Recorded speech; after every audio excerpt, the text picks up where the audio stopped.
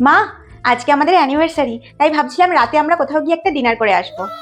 আমরা মানে শুধু তোমরাই যাবে? ব্যাস, আমি আর তোমার বাবা যাব না?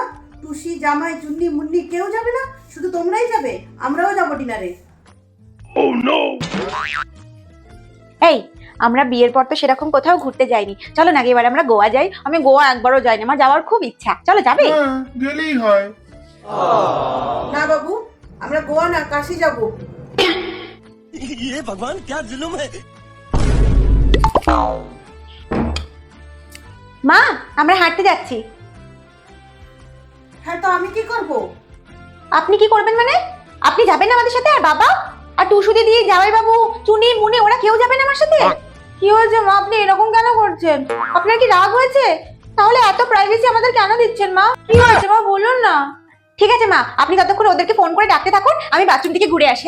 হ্যাঁ, বলছি ওরা আসলে ওদেরকে সাথে নিয়ে বাথরুমে যাবো না আমি একা যাবো মা? একাই যাই, হ্যাঁ।